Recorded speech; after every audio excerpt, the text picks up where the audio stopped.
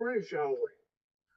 In all things, in all ways, all manners, with all mildness, face the world as it hits you with the thorns and with the roses, and know Yahweh's will is in total control. No ifs, no ands, no buts. And we just thank you, Yahweh, for this day. But don't forgive us our sins. We're all sinners. We all fall short. Tend to your children, all your children of Adam, that they may come out of their stupor.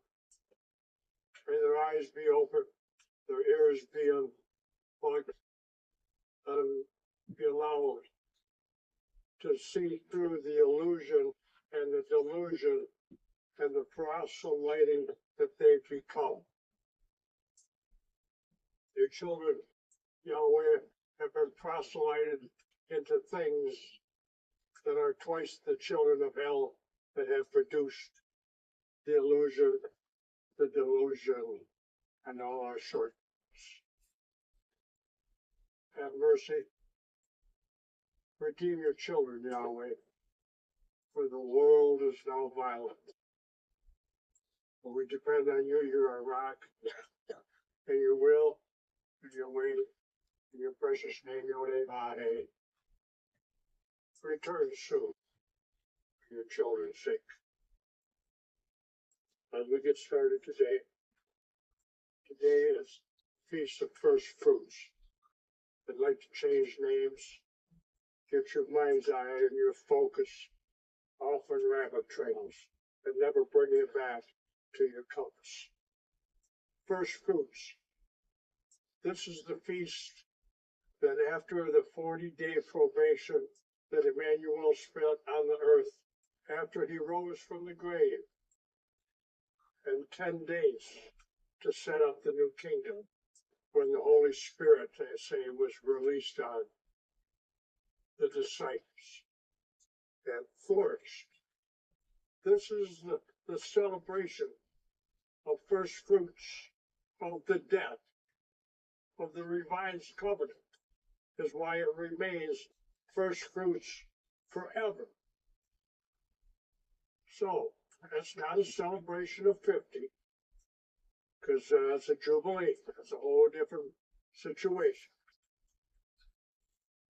So, that's why in the morning, on this feast of first fruits, teacher Rain, on June 6, 2026, is just going to kind of talk for a while. Next, please.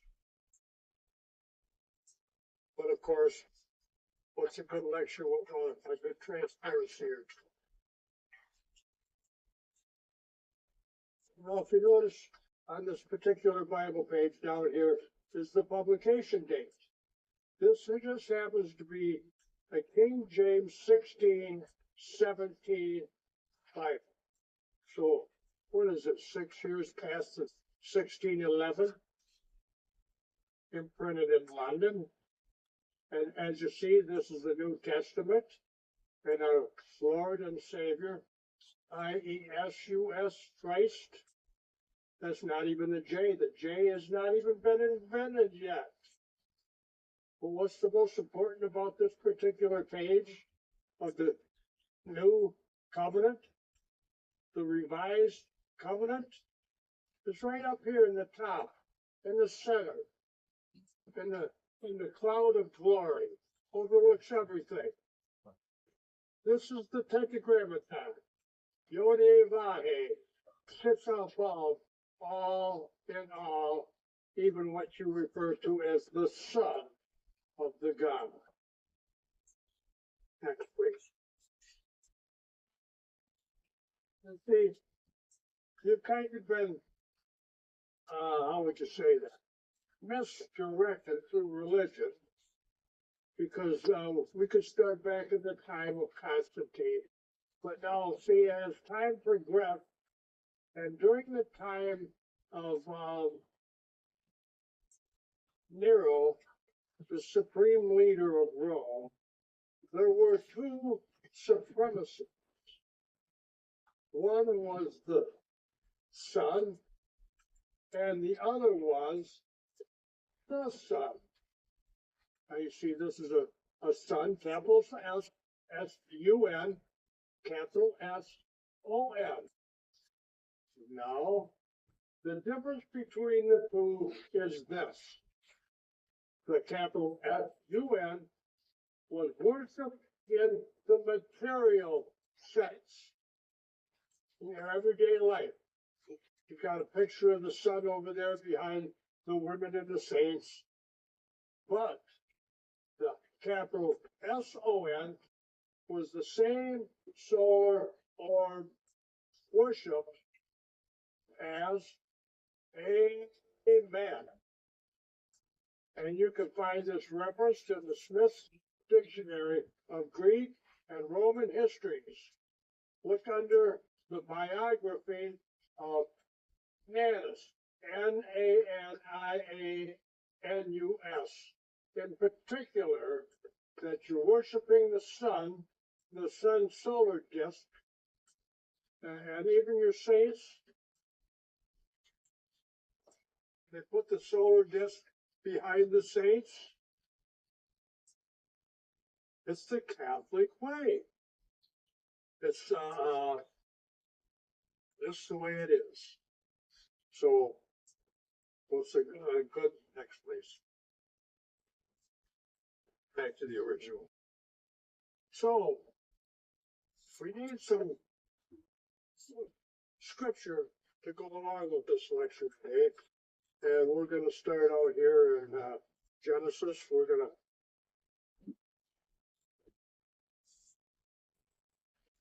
to start out in Genesis 3. Then we're going to go into the new revised covenant books of John and 1 Corinthians. And if I have any time left, we'll stop into 1 Kings.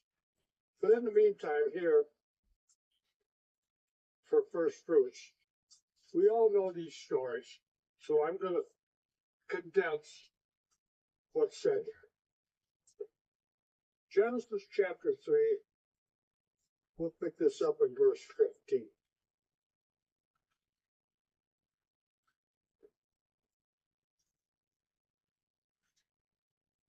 And this is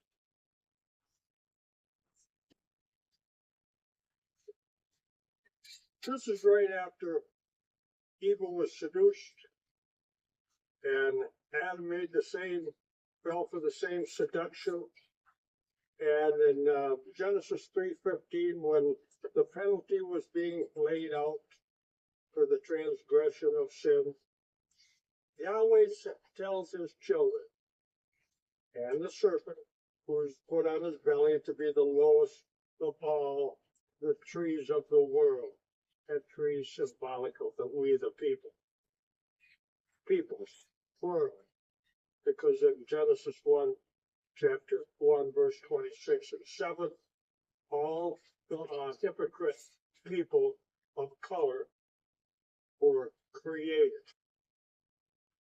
So an Adam was formed to give the spirit of life from the heavens in Genesis 2:7. But here in Genesis 3, verse 15, Yahweh will put enmity, hatred between the woman and between Satan's children. So it says seed, blood. Seed produces offspring, in this case being children.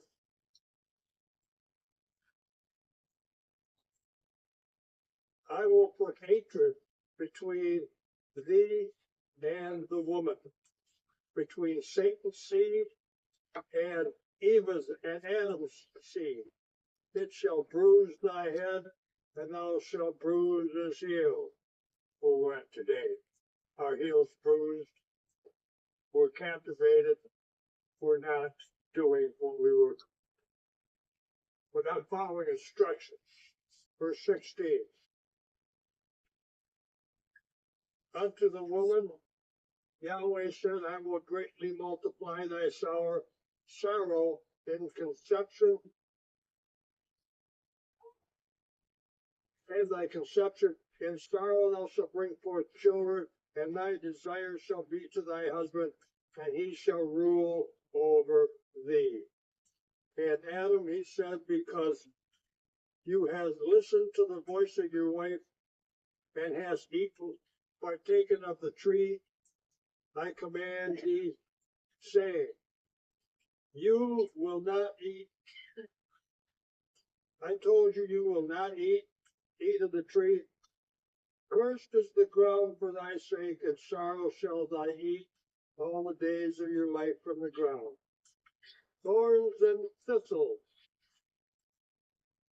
will be in the field, in the sweat of thy brow thou shalt eat bread, till I return to the ground out of which you were taken in the dust. And Adam called his wife Eva, because she was the mother of all living, and also the zombies, those that are living twice dead.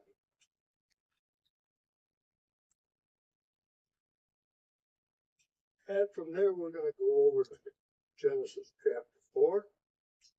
And when Eve says that she's got a man from the Lord, she didn't say she got a man child from her husband, or from Yahweh.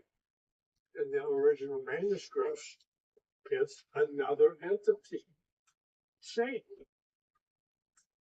So Eve is the mother of the first satanic Caucasian. And here we're going to pick this up in verse 10, right after Cain slew Abel. And Yahweh asked Cain in verse 9, where is Abel thy brother? And Cain says, I know not. Might I defeat my brother? And Yahweh said, what hast thou done? The voice of thy brother's blood crieth me from the ground. Now thou art cursed from the earth, which has opened her mouth to receive the blood of thy brother by your hand. When you till the ground, it shall not henceforth bring forth the fruit. A fugitive and a vagabond shall thou be in the earth. And Cain said unto Yahweh, my punishment is greater than I can bear.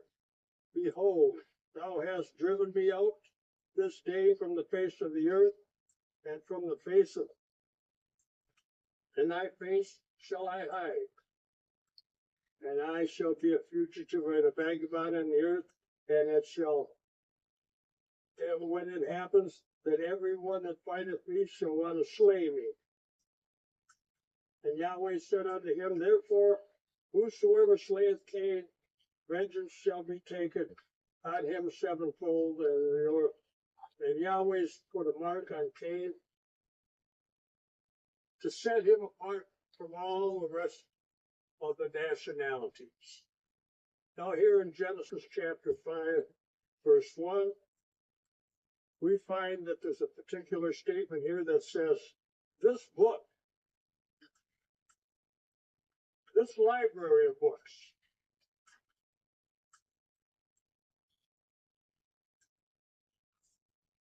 this is the library of books of generations, all the families down through the line of the nationality of Adam.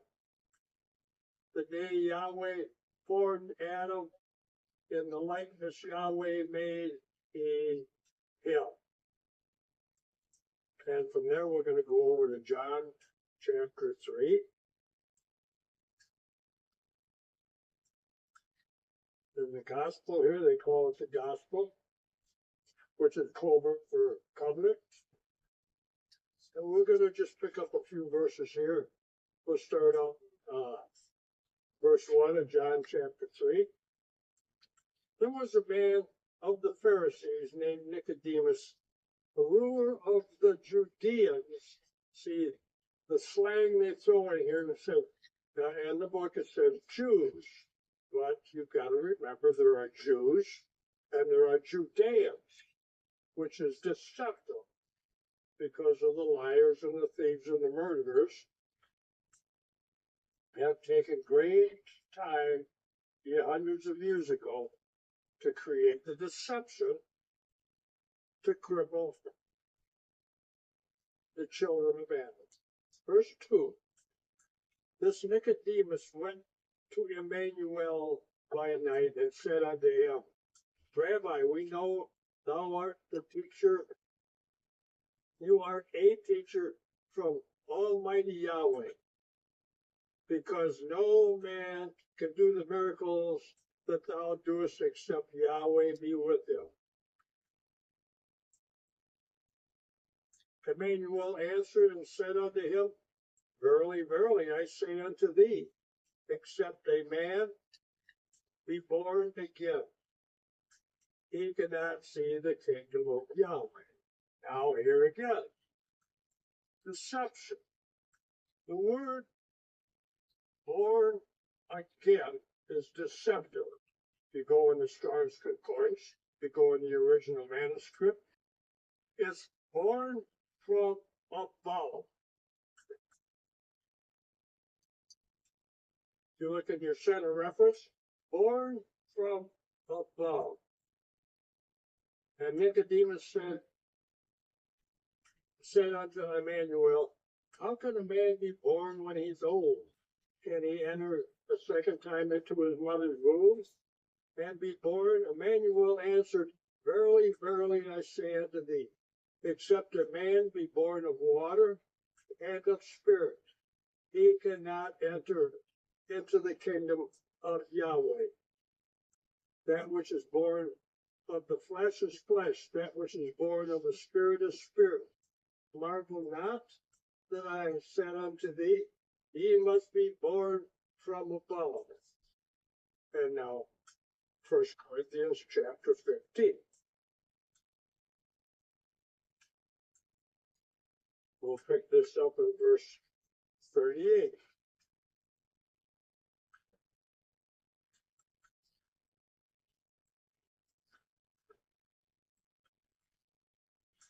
Paul writes here, setting up the difference between the different types of flesh. 1 Corinthians 15, verse 38.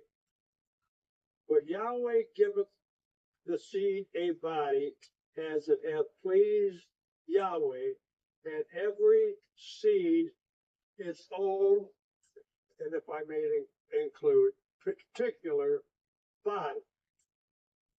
So every seed has its own body. That seed will turn out to be different from another seed similar that is different, because all through all the homogeneuses, there are similarities, but they're all different. Just stop and think of all the different types of poppies you have, all the different types of oak trees you have. They're similar, but they're still specifically different. Verse 39. All flesh is not the same, but there is one kind of flesh of man, another of fish, or beast, or of fishes, and of the birds. There are also, this is a carry-on, there is included in this list, there are also celestial bodies and bodies terrestrial. So, now, are the birds astral or terrestrial? One comes from the heavens, and I'm talking about outside the third dimension. There is a glory of the sun, and another glory of the moon, and another glory of the stars. One star differeth from another. Also in the resurrection of the dead, it shall be sown in corruption and raised in incorruption. So, from Genesis chapter 1, verse 26 and 27, you have a verse in there that says, let us make man in our image, male and female, husband and wife. create them nationalities. But they're terrestrial. They're from the earth. Even though Adam, in chapter 2 of Genesis, verse 7, is celestial, he had to have a clean body. And after Adam had many days of work to do, naming the animals and continuing the grooming the area or the temple area of the Garden of Eden, which had walls and a gate that he was soon expelled through. But now when evil was brought forth from the rib of Adam, the helix curve, was she formed into a different type of clay or dirt, which was maybe not from the same pile Adam, but just over, was still in the same sanctuary grounds. So maybe it was a little finer, because woman was different. Women have always been different. Look at our women today. Did you ever stop to think that in the 20th century, women were emancipated? You look back over the course of time, men looked at the mysterious woman in a romantic fantasy.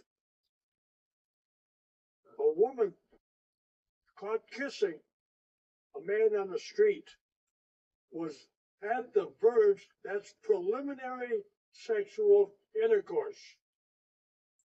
And it was frowned on before the 20th century. Women were modest. Could you stop and think if a woman had broke her leg in the 1800s and was not able to get into the kitchen and feed her family? That she would be heartbroken, that she could not bring the sustenance to her family, as Yahweh ordained in Genesis chapter 3. A woman is to maintain a household and be slightly under a man.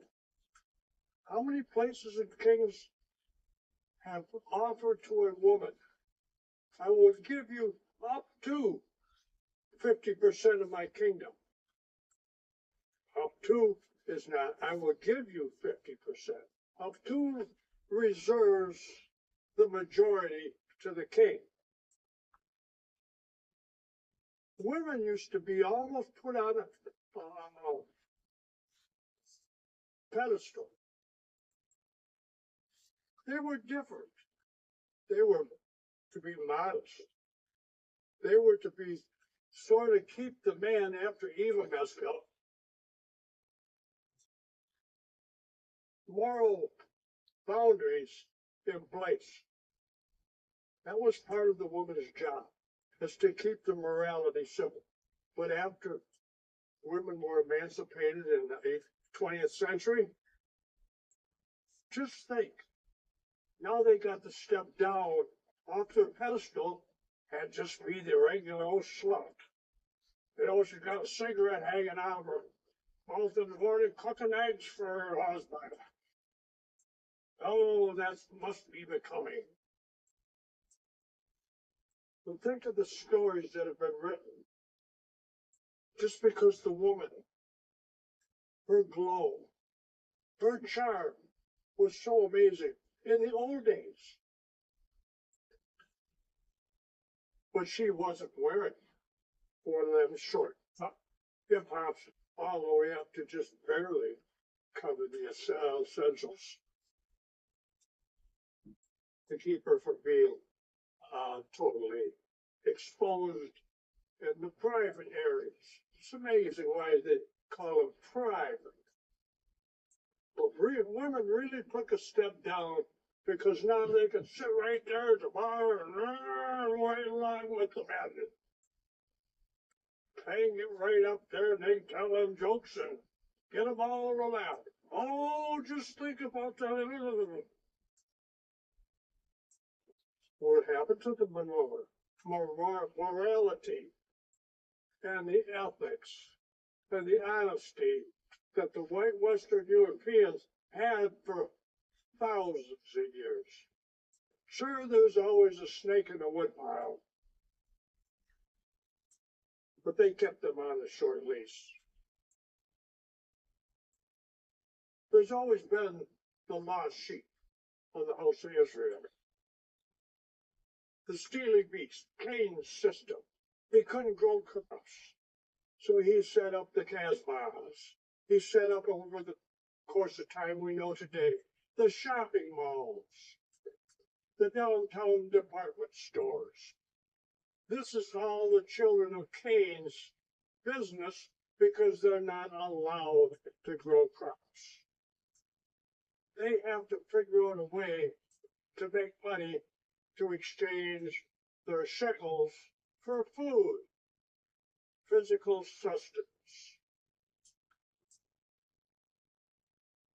Remember back in the day, I do, it was simple. We go out in the yard, we kick the can, and we got bored. We'd even play cowboys and Indians. We had these little toy guns and we used to run around shooting everybody. But there was nothing in them. They were just cat guns. What happened? We grew up. We all wanted to be cowboys. Some of us wanted to be policemen or astronauts maybe. But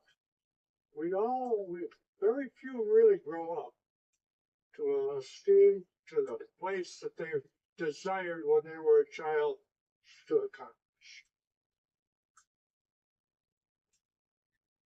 So we were taught to settle.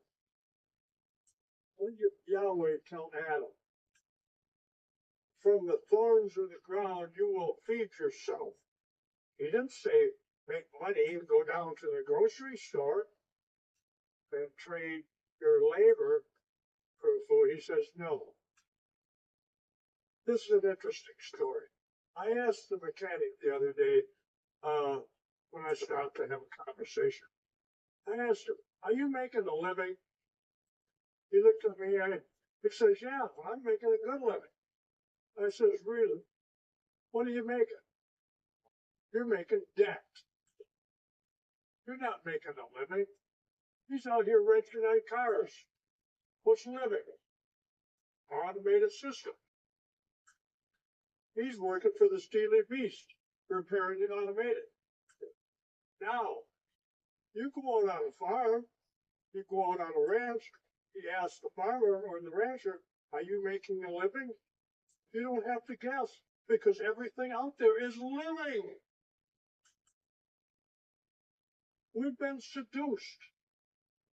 We've been proselyted to live in the cities that Yahweh in Isaiah chapter 5 says, I ate house upon house. We're supposed to groom this planet. We're not to destroy this planet all for the sake of business. Corporations. You've got the few owners of the corporations, and they own this, that, another, and different, and on, different chains, all under the same corporate head, or the spider web. And then over here, he's got a cousin. He's got a whole different product to sell, but it's under this, that, another, a different, and a variety of names, all under the same spider web.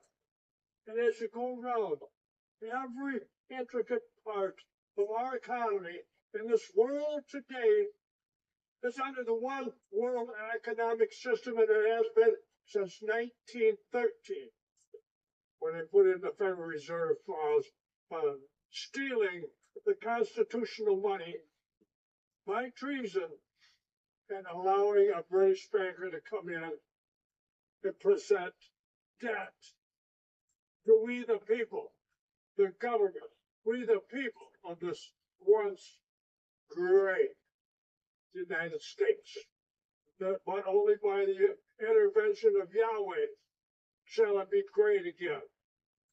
You can have all these gangsters and shoosters and shysters, and almost went there. But that's not going to be great again. There's terror all over. Wars, rumors of wars.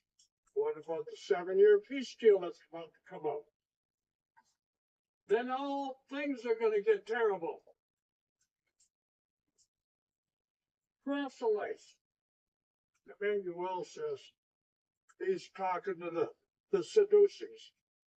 Oh, I'm sorry, the Sadducees over the temple. He told them, you'll search the world over to get Adam's children as proselytes and turn them into twice the sluts you are. Twice the drunks you are. Twice the wife beaters you are. And the list goes on. Because this world is not being groomed. Because the children of Cain, and all these little positions up over all the spider web companies through the whole world, have designed in particular counties and provinces through the whole world a leader that will step in and work on their behalf to set up ordinances and laws and jurisdictions that will control the land that a white Western European Caucasian will not be able to farm without causing a great inconvenience. We catch breath here.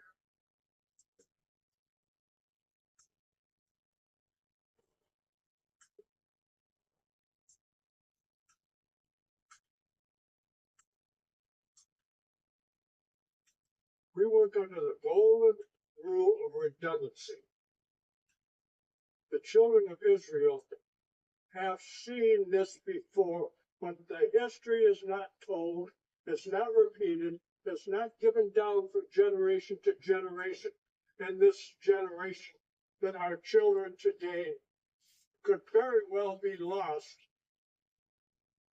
if they're not revived through the stories and the histories of the same Mercedes-Benz of a new color being sold to them today.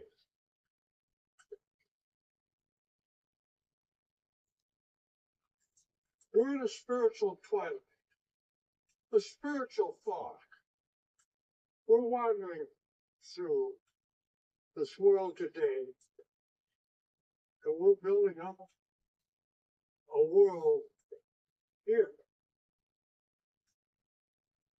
We follow the same monthly festivals that all the companies that sit on top of the web all over, and every 30 days they have a festival, and you've got to go out and buy trinkets and ornaments and cards and candies and spread them around, because they use subliminal messaging through the commercialization of the television, radio, and now the internet to get you to waste your savings just because you want to be in style. You're vogue. Oh, look what I give to the mailman for Christmas this year. And on and on and on. Worshiping St. Nick. It's just like I said before. The Easter rabbit. In the rat family, the rabbit is the king. And you're out here saying, from the crucifixion, you're worshiping the king rat, the Easter bunny. But do I have to go there? Oh, not only that, the swine. You got to have your Easter ham. And the swine is the worst carnivore of all the carnivorous animals in the world.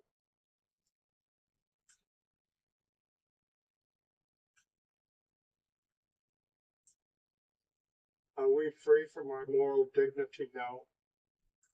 It seems like we've lost our moral dignity. Are we still ethnically pure? Our particular race, do we still have that spirit, that ethnic hygiene? Are we clean?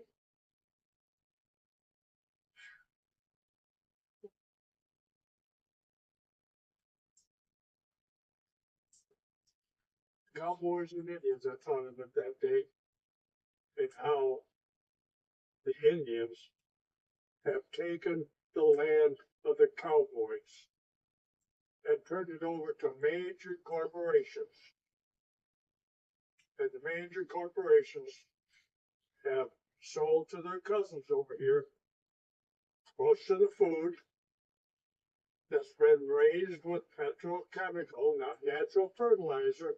The natural fertilizer is exempt. You've got to buy the artificial petrochemical fertilizer to generate the seed, and the food produced from this is sold to certain industries over here that produce food sustenance, and they take it over to the marketplace and they add non-food ingredients, is why you get indigestion. Indigestion is short for undigestible. Oh, well, we've got to have these artificial ingredients here to keep it safe and pure to eat. So then you take a red pill, a pink pill, a red, white, and blue pill, or you take some cream, or to trick your stomach into accepting the artificial food that renders you just a little bit chubbier, and the list goes on. And the artificial vitamins, what are in the vitamins today? What's in the medicine today? And the list goes on. You got a pill? What's in that? Did you ever stop to think that probably, or just possibly, that within the capsule of that pill, there's an ingredient that Yahweh says, thou shalt not partake of? But if you take it and you don't know it, is it still the same sin, transgression? We've had so much progress by the one world order, the way it was inched up, step by step. And in that kettle, as the heat been turned up, the frog's about to die. Now think of the land that they plant out here today. All the years of the chemical sprays that they've been trying to deny. What's in the chemical sprays? See that airplane fly over, and all of a sudden, out of the back, a big cloud starts to roll out over the land. And there's been reports that possibly there's barium and there's toxic waste, aluminum shavings, and the list goes on and on and on. What advancements we've had. And look at our forests out here. What a beautiful land. They're burnt. They're not managed. The only way to manage a good furnace is let somebody throw a Molotov cocktail out there and just wipe it out. That's the best way to manage a forest. And those trees, they come back, will take 50 years before they really, maybe 20 years before they really start to shade that land so the earth doesn't heat up, get warm, and take the pollutants out of the air. Trees, plants, the greens, Yahweh says, don't hurt that which is green. What does that mean? That's in Revelation, could be chapter 6. Anyways, look at our rivers, look at our waters. Up there, around by where we live, they've got a whole lake and underground water up there that has this PFAS in it. Yeah, the same stuff they put on your mattresses and in your pillows and in your furniture, just in case you should happen, one person should happen to fall asleep with a cigarette in their hand and start a fire in their chair or in their bed. Can you think of that? Just because one or two Negro children ate lead paint chips in the apartment they lived in, everybody had to have the lead paint taken away. But that was sort of by and planned because with all of the, all of the different things and the radar and the eyes without faces with their penetrating rays can go by and see into houses. They wouldn't be able to do that if we had the lead paint. But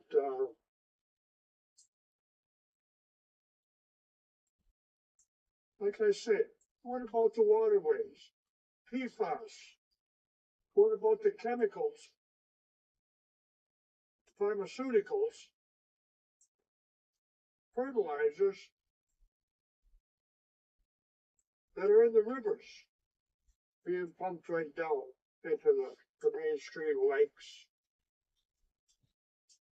gulfs, seas, and oceans? Is there anything left that is pure? Do we have geographical hygiene? Who's cleaning the land? And who's ravaging the land? The steely beasts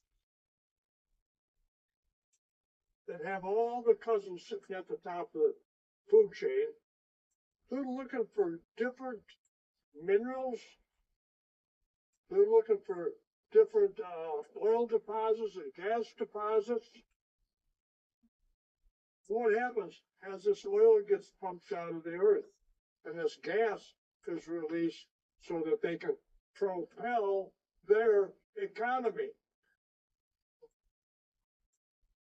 Is there hollow down in the earth? Are there gaping hollows? Is that maybe where wormwood comes into play in the end days?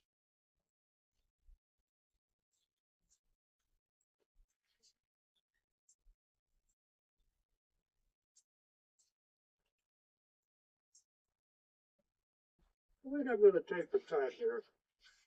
Let's go over to Ezekiel, chapter 18. This is a good example. I'm sorry. First Kings, chapter 18.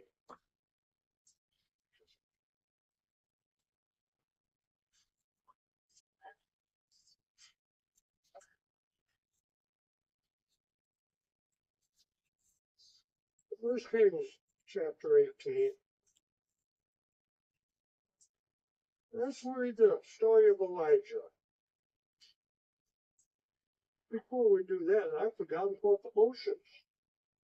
Just think, the oceans are starting to lose their current force, which helps drive the whole third dimension Earth and globe is dependent on the ocean currents as part of a finely tuned Swiss watch, a finely tuned heavenly creation. It didn't evolve, it was created. It hangs in space by Yahweh's will, fitting that now, with all the things that have gone wrong in this world, there's a dilemma. And this is not our first rodeo for Israel, where there's been a dilemma.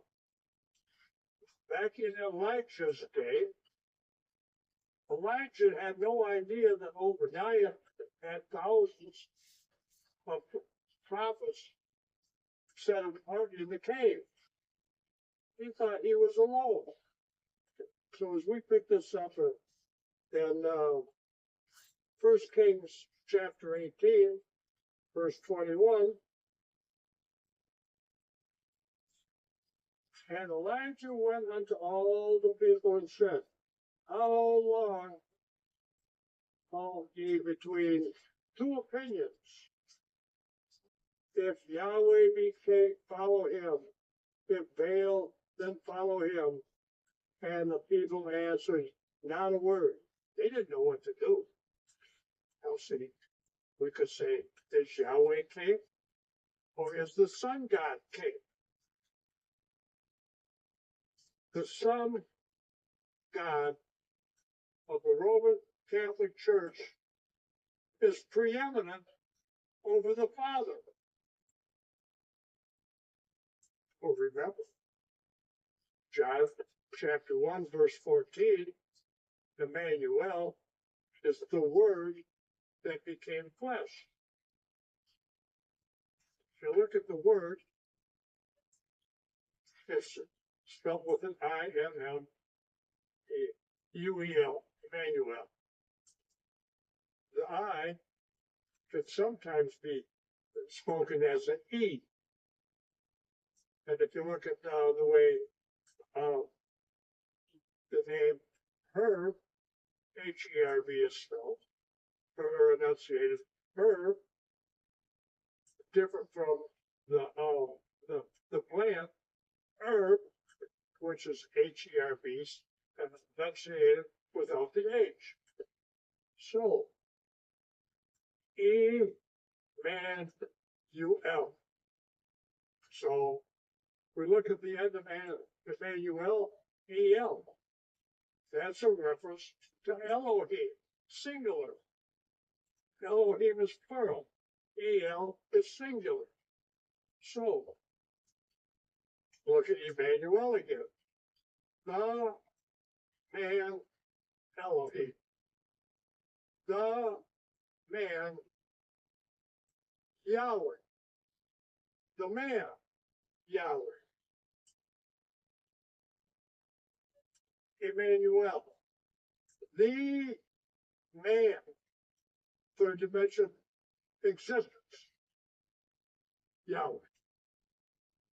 So, we're at a point where Yahweh is the King of Kings and King of Lords, the same yesterday, today, and tomorrow, or you have the sun god Isiosis, as it was on the 1617 King James there, I-S-U-S, Isiosis, or if he's God, follow him.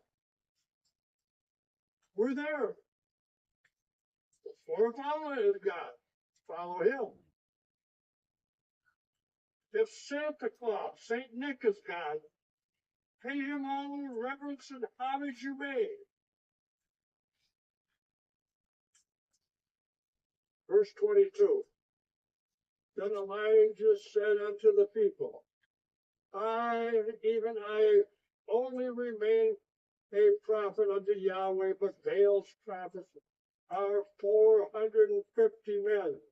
Let them therefore give us 2 bullocks, and let the Baal choose 1 bullock. They get the first inning. Let them choose 1 bullock for themselves and cut it into pieces and lay it on the wood, and put no fire under it. And I will dress the other bullock and lay it on the wood and put no fire under it.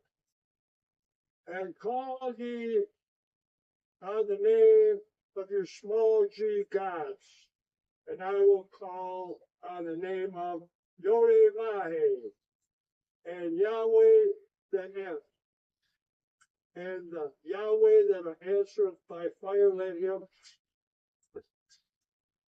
be capital G God. And all the people answered and said, it is well spoken. Who do you honor? Who do you pay homage to? Because it's well spoken that you understand empirically. Verse 25. And Elijah said unto the prophets of Baal, select you one bullock for yourselves, and dress it first, for you are many, and call upon the name of your small g gods, which is plural. Put no fire on it. And they took the bullock which was given them, and they dressed it and called on the name of Baal, purporting it till afternoon, saying, Baal, hear us. But there was no voice, nor any that answered. And they leaped upon the altar which was made, and it happened at noon that Elijah mocked them, and said, cry aloud. For if he is a small g God, either he's talking on the phone, or he's pursuing, he's on a journey, he went to the vacation, free adventure. He's asleep. He must be awakened. Oh, well, here. Or he's pursuing comet. Maybe he went to the lavatory. Verse 28. And they cried aloud and cut themselves after the manner with knives and lancets till the blood gushed out of them.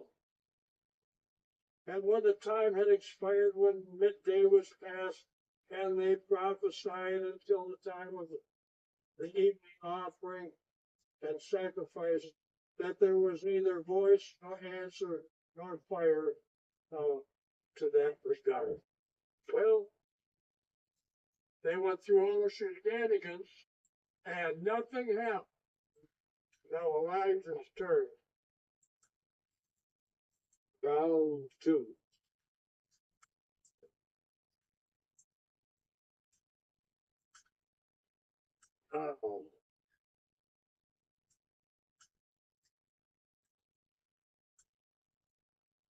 Verse 30, Elijah said unto all the people, gather near unto me. And all the people went near unto him.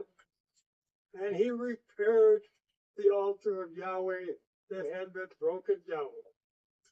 And Elijah took 12 stones according to the number of the families of the son of Jacob, the man renamed Israel, unto when the word of Yahweh was sent, saying, Israel shall be thy name. And with the stones he built this altar in the name of Yahweh. And he made a trench around the altar, and great, and would contain 2 measures of seed. And he put the wood in order. He cut up the bullock in pieces. He laid the bullock on the wood and said, fill 4 barrels of water and pour it on the burnt sacrifice and on the wood. And he said, do it a second time. And they did it a second time. He said, do it a third time. They did it a third time.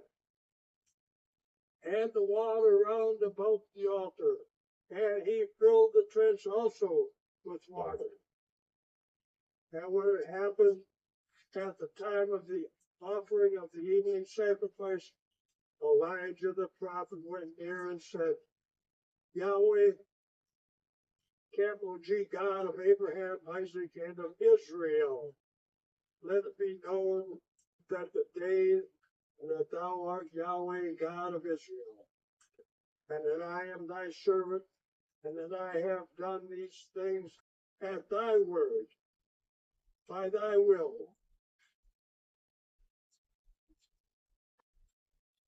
Verse 37. Hear me, O Yahweh, hear me. that this people may know that thou art Yahweh, and now that thou hast turned their heart back again. And the fire of Yahweh fell, consumed the burnt offering, and the wood, and the stone, and the dust, licked up the water in the trench. And when all the people saw it, they fell on their face and says, Yahweh, he is the king. Yahweh, he is the capital G God. And Elijah said unto them, take up the prophets of Baal, let not one of them escape. And they took them. Elijah brought them down to the brook Kidron, Kishron, and slew them. So many heads to block the river from running. Now, we have a choice to make, O Israel, O Western Europeans. There's a choice to make. You choose the Father. You choose the Son. Well, let's quit being hypocritical about this. We have to take a stand. And with Yahweh's blessing, we can retain, we can regain, and we can get the aliens out. As long as we live amongst the heathen, we are cursed. We will suffer their diseases. We will suffer their maladies. And we will suffer their tempers because they are unruly. So back in 1 Corinthians chapter 15, what was that? Verse 40, maybe? When each seed is given its own body. See, that means you've got a seed, B seed, and a C seed. You've got Asians that are of a different seed because the body's different. You've got the blacks. They are of a different seed because their bodies are totally different. And then you have the Caucasians, and their bodies are totally different. They function different. The blood is different. The DNA is different. The skin type, the skull shape, the bone structure, and the list goes on.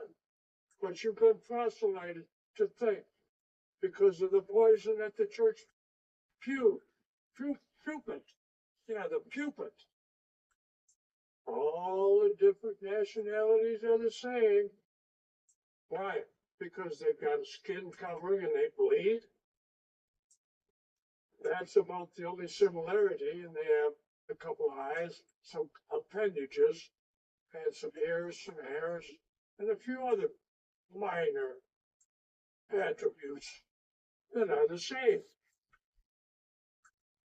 But there's not two nationalities that are the same. So just consider, in the closing here, since we've been proselyted, it's going to be very difficult for the children of Adam to regain the farm life. They've already been proselyted to be the little honeybee workers for the stealing beast. It's difficult. But all these things are in Yahweh's hands. And as the earth mourns for the children of light, the children of darkness have overwhelmed the entire third world system. What can we do? It's in Yahweh's hands, because the prophecy is it'll get so bad that only by Yahweh's hand shall we be redeemed.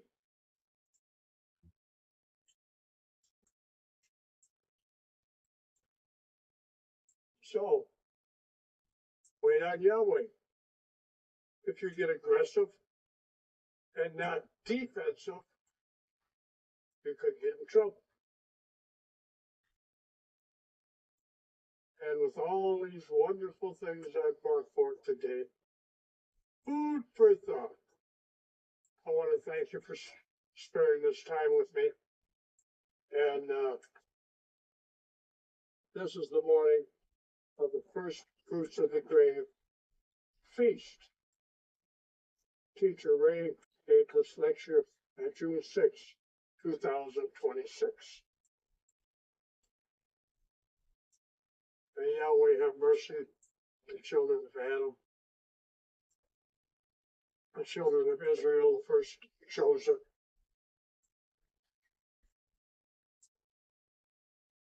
I weep for our children, our families. My heart's sad.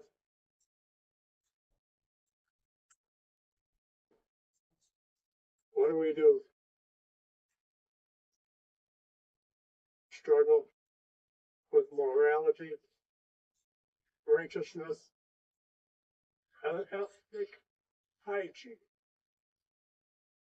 It's the only way that we can be examples as children of light. Yahweh blesses these thoughts as they go out into the ethers over the world. By his name, dwell in his name's sake. So Yahweh bless the children of Adam and the Israelites till we meet again. So be it.